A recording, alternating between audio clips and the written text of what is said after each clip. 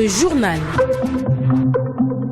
Mesdames, Messieurs les titres, Ali Reynald Radjoumba dans ses fonctions, le nouveau directeur général de Gabon Télévision, installé par le ministre d'État à la communication, le promu entend redorer l'image de la télévision nationale à travers des contenus attractifs. Le rôle du sucre dans les cancers chez les personnes séropositives et saines, expliqué aux patients au centre de traitement ambulatoire de Kembo par le premier responsable de cette structure sanitaire publique. Plusieurs jeunes Gabonais dans la restauration, visibles dans les rues et autres administrations publiques et privées de Libreville pour la livraison des repas. Enfin, une octogénaire portée disparue à Bitam. Le parquet de Yem avance déjà une thèse d'enlèvement. La police judiciaire sur le terrain pour rechercher les ravisseurs. Le saviez-vous ? Il existe des gestes simples à connaître pour empêcher la propagation du coronavirus. On les appelle les gestes barrières. Quels sont-ils ? Se laver fréquemment les mains avec un désinfectant à base d'alcool ou de l'eau et du savon. En cas de toux et d'éternuement, couvrez la bouche et le nez avec le coude fléchi ou un mouchoir. Jetez immédiatement le mouchoir et lavez-vous les mains. Évitez tout contact étroit avec une personne ayant de la fièvre et de la toux. Saluez sans se serrer la main. Évitez les embrassades. Nettoyez les objets et les surfaces souillées. Si vous présentez des symptômes de la grippe, fièvre, toux, éternuement, difficulté à respirer, ne vous rendez pas dans une structure sanitaire ou chez votre médecin traitant. Appelez le 1410.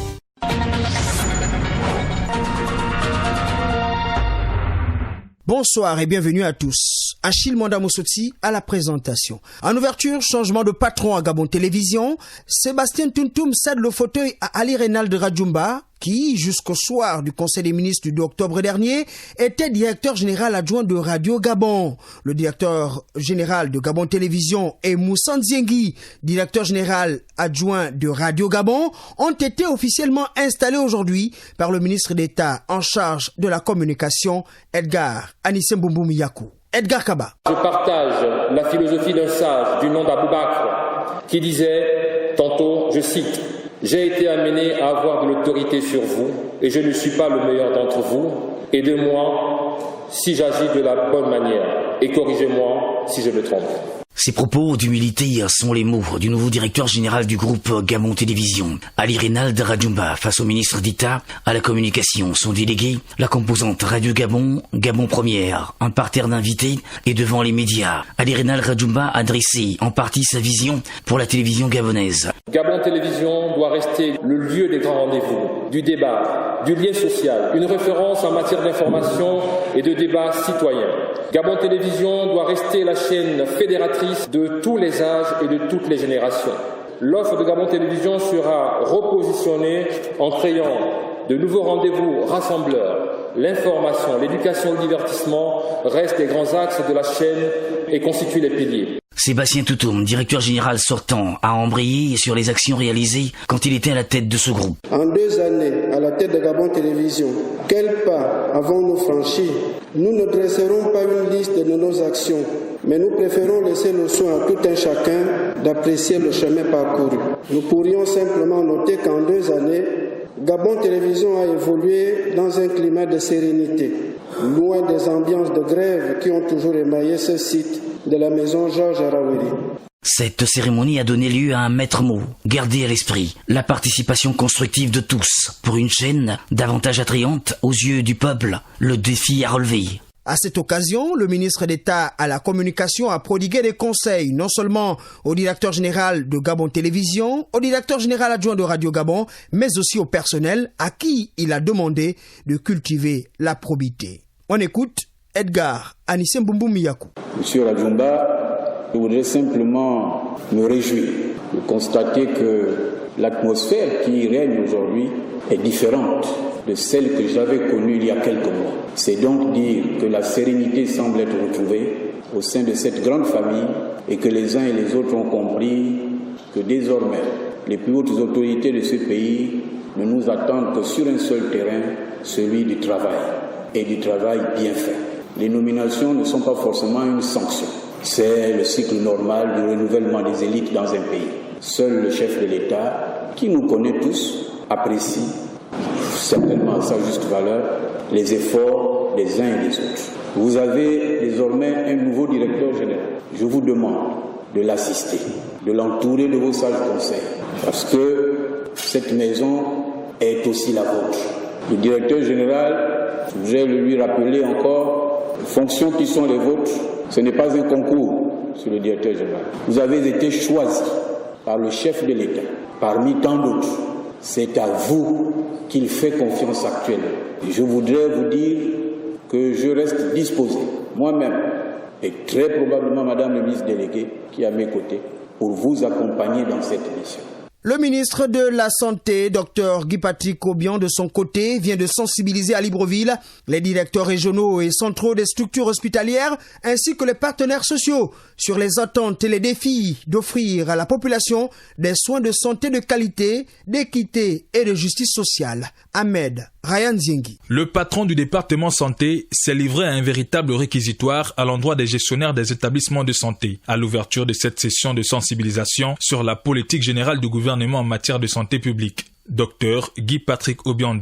Les grands axes qui devront sous-tendre notre politique sanitaire. Ils portent notamment sur le renforcement de la performance de l'accès et de l'offre aux soins, le renforcement des plateaux techniques des structures hospitalières de 2e et 3e génération, la surveillance des maladies émergentes et infectieuses. Face aux représentants de l'administration centrale, aux responsables des centres hospitaliers universitaires et autres unités de soins, le ministre de la Santé a appelé à une prise de conscience collective. Ce renforcement du cadre réglementaire passe par la mise en place dans notre ministère, dans notre système de santé, d'un code de santé publique. Ce code de santé publique, c'est la Bible de notre système de santé. C'est le référentiel, c'est le document qui permettra que tous les secteurs d'activité qui ont un lien avec la santé puissent trouver leurs repères, peuvent trouver leurs normes. Un rappel des fondamentaux dans ce qui est convenu d'être désigné par l'appel du CHUL se fait dans le cadre d'une série de séminaires sur la gouvernance des structures hospitalières où tout ou presque passera au peigne fin, de la gestion des infrastructures hospitalières aux finances en passant par la gestion des ressources humaines et la prise en main efficiente des équipements médico-techniques, matériels et logistiques. Notons que ces ateliers d'échange d'informations et de bonnes pratiques devraient se tendre jusqu'au 16 septembre 2020 à l'initiative des partenaires au développement, notamment l'Organisation mondiale de la santé, soucieux de promouvoir la deuxième phase de la stratégie de lutte et de riposte contre la Covid-19. Les résultats aujourd'hui de la surveillance épidémiologique de la Covid-19, de la pandémie de la Covid-19 dans notre pays sont aujourd'hui remarquables avec une tendance baissière depuis plus de 2 mois. Le ministre de la Santé a annoncé la mise sur pied dans les tout prochains jours d'un programme national de lutte et de prévention contre la Covid-19. Du côté du centre de traitement ambulatoire d'Nkembo, le premier responsable sensibilise les patients sur le rôle du sucre dans les cancers chez les personnes séropositives et saines, les invitant par ailleurs à se faire dépister en cette période d'octobre rose. Edgar Kaba. Debout, face à une couche de la population diversifiée, le docteur Gisèle Ogulinguinzi épouse Mibinzou a éclairé la lanterne de l'assistance au sujet du rôle du sucre dans les cancers, surtout en cette période d'octobre rose. Aujourd'hui, on doit retenir, pour avoir des CDK, diminuer la consommation de sucre raffiné, diminuer la consommation du sucre rajouté, parce qu'il y a 2 sortes de sucre. Quand je fais mes croquettes, quand je mets le sucre dans ma tasse de lait, c'est du sucre rajouté. Maintenant, ce qui est dans ma boîte de petits pois, il y a du sucre dedans, c'est le sucre raffiné qui est plus dangereux. Et son rôle, c'est de faire quoi? De me rendre dépendant au sucre. Donc, plus je prends les petits pois, ah non, je ne prends que le naturel, les petits, oh, je ne prends que la boîte de, moi je mange naturel. Non, dedans, il y a du sucre qui va vous pousser à acheter le coca, le Rangina. Et à la fin, on va faire des enfants fatigués qui ne vont pas atteindre 50 ans, qui ne vont pas atteindre 40 ans. Ils auront des maladies cardiovasculaires, ils auront du diabète. Il faut qu'ils mangent comme nous à l'époque. Plus on prend le Rangina, on aura toujours envie, parce que le sucre entraîne l'addiction. L'addiction, c'est comme quelqu'un qui prend la drogue, qui ne peut plus s'en passer. Quelques personnes visiblement réceptives au message ont tenu à nous récapituler ce qu'elles ont pu retenir au terme de cette sensibilisation utile. C'est que le sucre, il ne faut pas abuser ou ne pas prendre, c'est encore mieux pour éviter le cancer. Elle a dit il y a le sucre d'abord est un élément énergétique d'abord et c'est bon parce que c'est énergétique, mais c'est pas aussi bon parce que quand c'est de façon abusive, à ce moment-là ça cause des problèmes de santé, des cancers. Par la même occasion, le CTA Nkembo poursuivit l'une de ses missions régaliennes, ses opérations gratuites de dépistage du VIH/SIDA et le traitement des personnes infectées. Les cancers féminins au cœur de l'émission Gabon Santé demain, dès 10h05. Greta Matsanga et Liliane Amiemendom évoqueront les sujets relatifs au cancer du sein et du col de l'utérus avec leur invité, Dr Lynn Silla.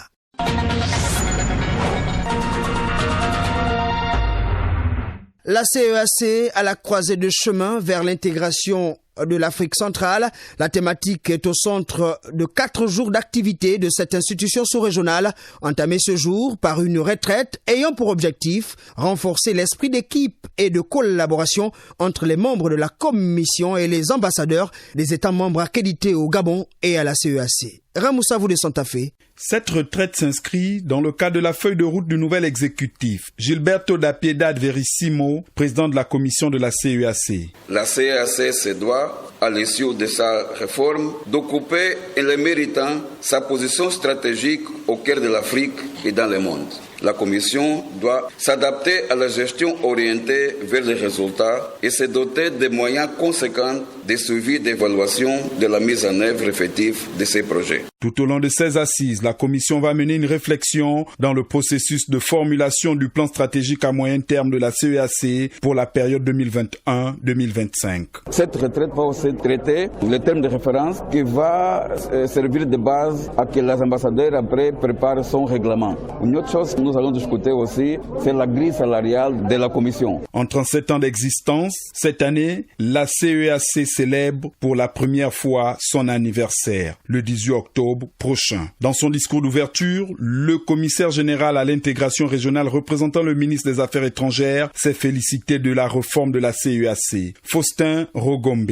Vous avez amorcé un pas de plus dans la mise en œuvre de la réforme institutionnelle de la CEAC. La confiance et la collaboration entre les diverses parties prenantes. À travers la pleine participation de nos ambassadeurs, je puis m'avancer de constater qu'il y a une volonté manifeste de nos États à accompagner le nouvel exécutif de la communauté dans la réalisation de la vision des chefs d'État et de gouvernement à faire de la CEAC d'ici 2025 un espace de paix, de prospérité, de solidarité économique et politique unifiée pour un développement équilibré et auto-entretenu où chaque citoyen circule librement.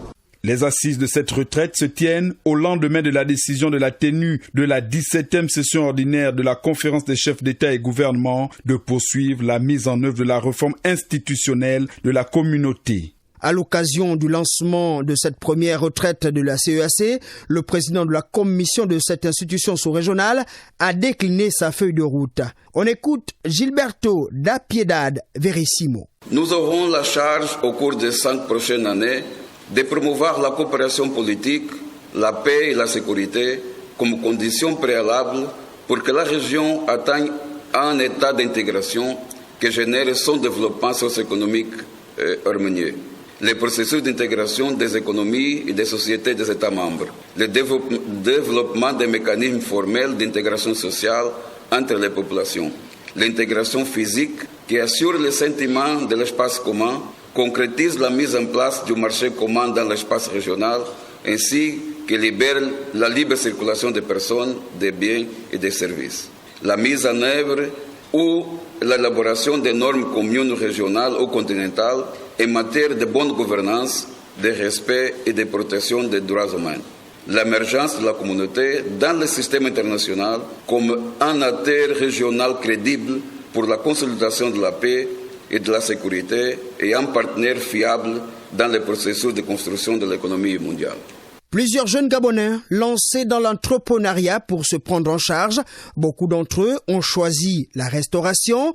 Ils sont d'ailleurs visibles à travers les rues des Libreville et des bureaux des administrations publiques et privées pour la livraison des repas. Le constat est signé Landry Boudiongo. Munis de corbeilles ou des sacs pour les uns et les motos pour les autres, remplis de nourriture, ces jeunes optent pour la proximité. Tout ceci pour le contact direct avec les potentiels clients. Une stratégie qui semble efficace au dire de Aurore et Eden, l'une d'elles. La cuisine est ma passion. J'ai pas fait des études et je me suis dit, au lieu de rester sans rien faire ou aller m'asseoir et me prostituer, j'ai préféré choisir la restauration. Et en voulant bien aider certains Gabonais qui sont dans les ministères, j'ai préféré faire la livraison à domicile. Ça va, il y a des jours où il n'y a pas vraiment, le plus important, c'est de vendre et puis de rentrer avec quelque chose. C'est une activité rentable. Au moins, ça me permet de ne pas rester à la maison, à ne rien faire. J'ai quelque chose à faire au moins tous les matins. Et cette chose-là me permet d'avoir un revenu au moins par jour, minimum 3000 francs par jour. Les menus varient en fonction de la cible. Seulement, la plupart de ces opérateurs économiques proposent du poisson, du riz, de la banane, des feuilles de manioc, du poulet, des aubergines. Des plats qui permettent aux professionnels de s'alimenter à leur lieu de travail. Les activités amenant les jeunes à entreprendre ne sont qu'à féliciter. La qualité de la nourriture est assez consistante parce que si tu dépenses 500 francs ou 700 francs, par exemple pour un sandwich, tu as bien mangé. Ces jeunes qui ont décidé d'entreprendre, je pense que c'est une bonne initiative. J'apprécie de se faire livrer à manger au travers. C'est une bonne chose. Ça évite de se déplacer.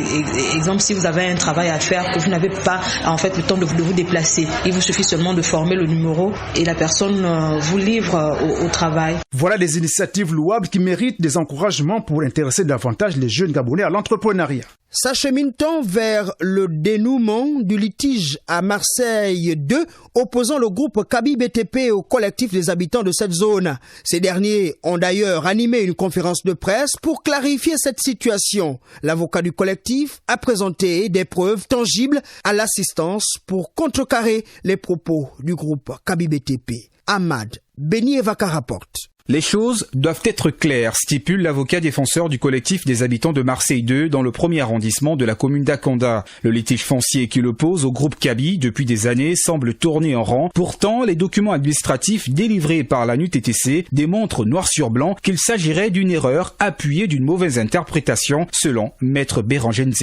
Le condensé, c'est la confusion de la part de Kaby sur des choses qui sont évidentes, qui sont difficilement contestables, qui ne sont pas du fait des populations de Marseille 2, mais qui sont peut-être du fait de l'administration. Et cette chose, c'est quoi? Le titre foncier de Kaby, tel que présenté par Kaby, dit bien que sa parcelle est bien la parcelle numéro 1 de la section YE8. Et cette parcelle, cette section se trouve au premier campement. Or, au moment où nous parlons, nous sommes ici sur la section YE7 qui, elle, se trouve sur la zone dite Marseille. Nous ne comprenons pas la confusion que peut faire Kaby face à ces évidences. Pour lui, le groupe Kaby BTP est bel et bien propriétaire d'un secteur, mais pas celui de ses clients. D'après les documents présentés au cours de cette conférence de presse, Kaby serait bénéficiaire de la parcelle 1, section YE8, tandis que ceux de Marseille 2 appartiendraient à la section YE7. Abus d'autorité ou de pouvoir, la question est posée. Je pense que lorsqu'on a saisi la justice, on ne vient pas donner des ultimatums devant les médias.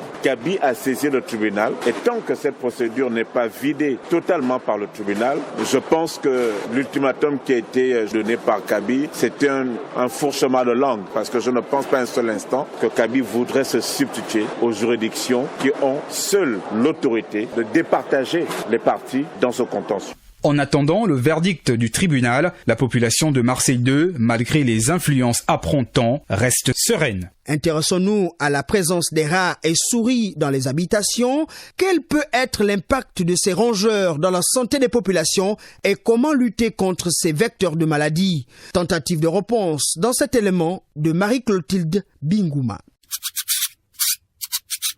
Les rats et les souris vivent la plupart du temps dans nos murs, nos placards, nos fauteuils. En un mot, ils cohabitent avec les individus. Toutefois, cette cohabitation indispose les populations qui ne savent plus à quel sens se vouer. Elsa Moulondo, témoignage. Dans nos maisons, nous constatons fréquemment la présence des rongeurs. Nos documents qui sont attaqués, où on les voit circuler dans toute la maison, aucun gêne. On cohabite en fait, ça devient comme si c'était naturel maintenant. Ça court dans toute la maison et aussi il y a la présence des matières fécales des souris. Par rapport à ça, nous sommes obligés de prendre des mesures un peu plus drastiques concernant l'hygiène. Nous avons recours à des méthodes un peu de seconde zone, je veux dire, en utilisant des produits tuer les rats, tuer les souris que les Nigériens nous vendent.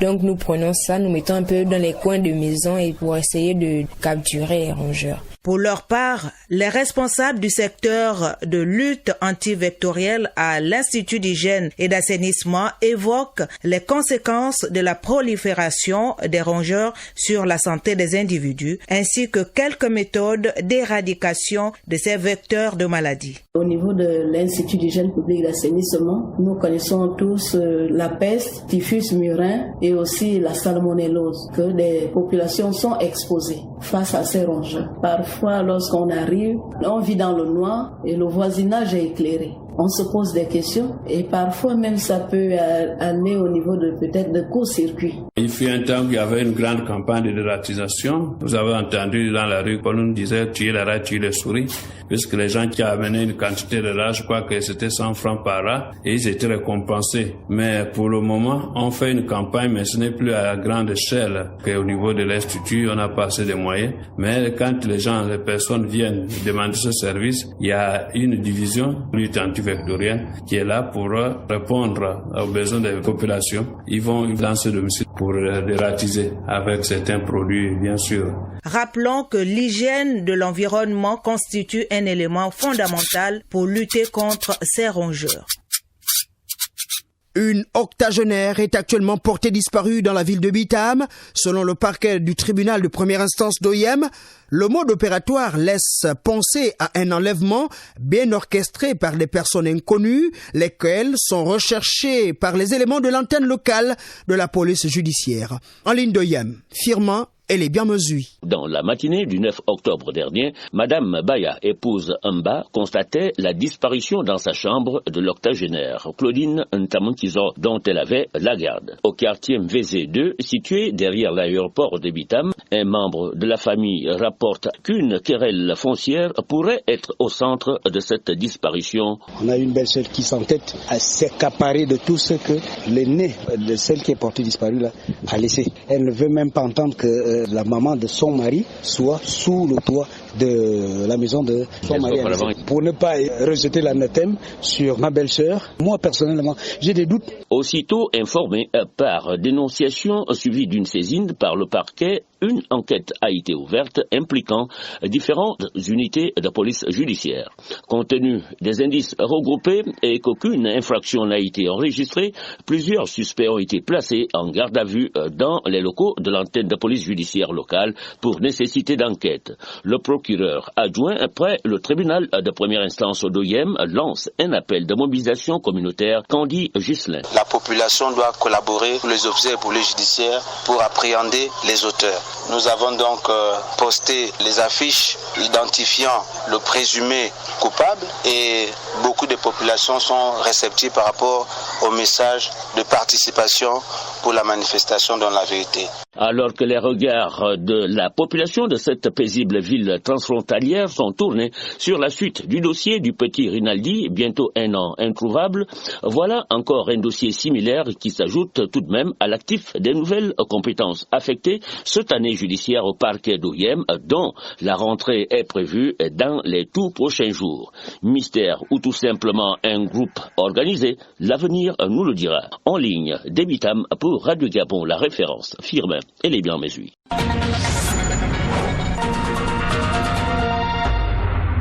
L'actualité à l'étranger avec vous, Marina Moussavou. Débutons par le Cameroun où les experts des Nations Unies demandent la libération de l'opposant Maurice Kamto. Oui, Achille Mwanda Moussoti, les experts des droits de l'homme de l'ONU demandent aux autorités camerounaises de libérer l'opposant Maurice Kamto et tous les individus arrêtés avec lui lors des manifestations du 22 septembre. Depuis son assignation à résidence, Maurice Kamto affirme qu'il est séquestré chez lui contre son gré depuis 3 semaines. D'après les 10 experts, cette privation de liberté est en violation de ses droits de liberté. Allons non loin du Cameroun, le Nigeria, le groupe djihadiste Boko Haram fait encore parler de lui à travers une tuerie d'une dizaine d'agriculteurs. Cette tuerie s'est déroulée dans le nord-est du pays, à 14 km de la capitale régionale. Les agriculteurs travaillaient dans leurs champs lorsque les assaillants les ont attaqués et leur ont tranché la gorge. Ils ont également attaqué des fermiers. L'unique survivant a été transporté à l'hôpital. Il est entre la vie et la mort. Marina Moussavou, vous terminez par le Mali où 12 militaires viennent d'être tués près de la frontière du Burkina. Oui, le drame s'est déroulé dans la nuit de lundi à mardi. Côté ennemi, 9 terroristes ont été abattus. L'aviation militaire malienne est arrivée dans la zone et a détruit 2 véhicules.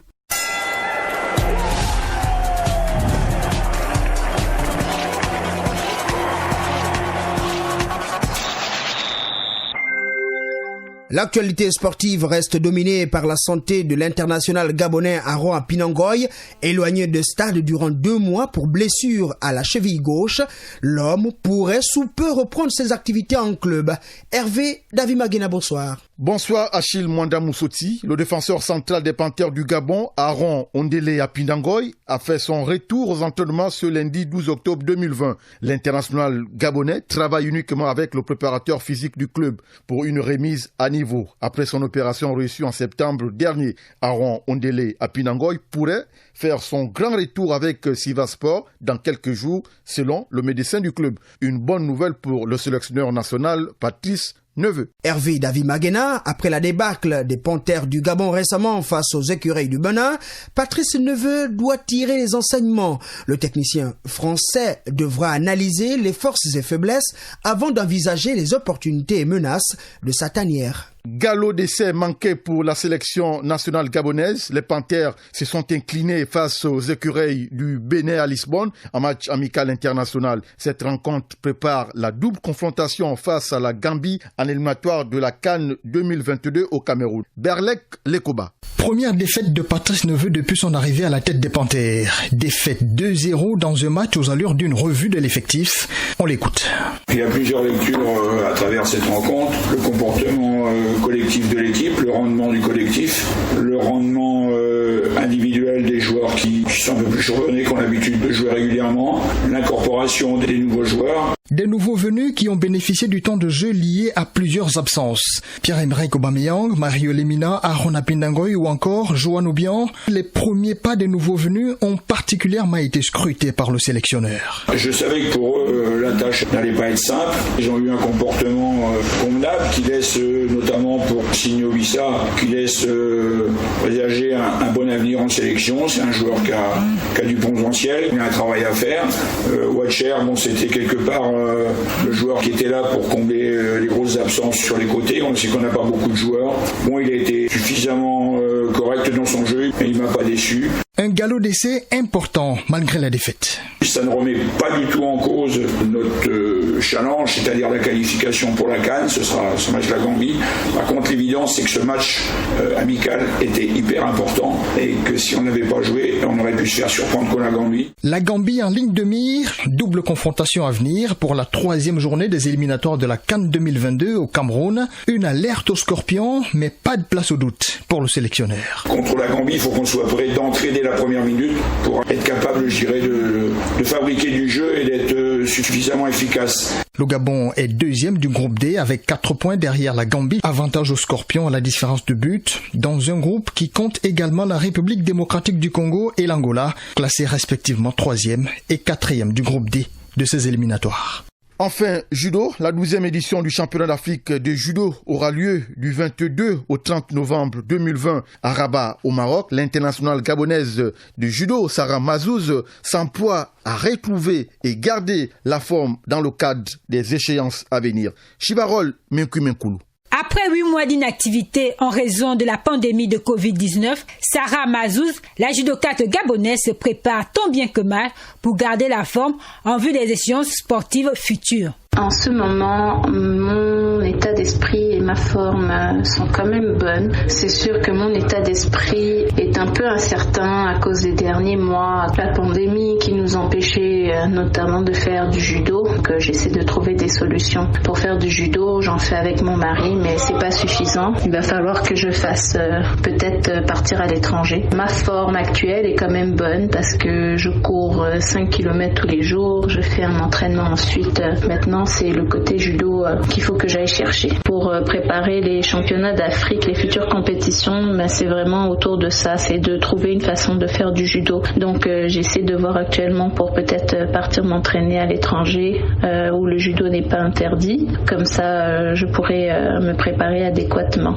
Ce rendez-vous de Rabat 2020 est très attendu. Il va permettre aux athlètes d'engranger des points qui leur permettront d'améliorer leur position au classement de qualification pour les Jeux Olympiques de Tokyo. Mes objectifs pour les qualifications, c'est de faire un championnat d'Afrique, avoir une première position et puis de garder cette place-là et de pouvoir entrer parmi les 18 premiers qualifiés. Comme ça, on pourra être plus de personnes à être qualifiées pour les Jeux Olympiques pour le judo. Rappelons que les Jeux Olympiques de Tokyo se dérouleront du 23 juillet au 8 août 2021. Ces nouvelles de sport viennent mettre un terme à cette édition d'information, mais avant, le rappel des titres. Ali Reynald Rajumba dans ses fonctions, le nouveau directeur général de Gabon Télévision installé par le ministre d'État à la communication, le promu entend redorer l'image de la télévision nationale à travers des contenus attractifs. Le rôle du sucre dans les cancers chez les personnes séropositives et saines, expliqué aux patients au centre de traitement ambulatoire d'Nkebo par le premier responsable de cette structure sanitaire publique. Plusieurs jeunes Gabonais dans la restauration, visibles dans les rues et autres administrations publiques et privées de Libreville pour la livraison des repas. Enfin, une octogénaire portée disparue à Bitam. Le parquet d'Oyem avance déjà une thèse d'enlèvement. La police judiciaire sur le terrain pour rechercher les ravisseurs. Merci à Marina Moussavou pour la collaboration rédactionnelle, Herman Osunga et Ansundon au montage. La mise en onde est assurée par Léopold Lombo-Moizoko. Je suis Achille Mwanda Moussotsi. Bonne soirée à tous et à demain.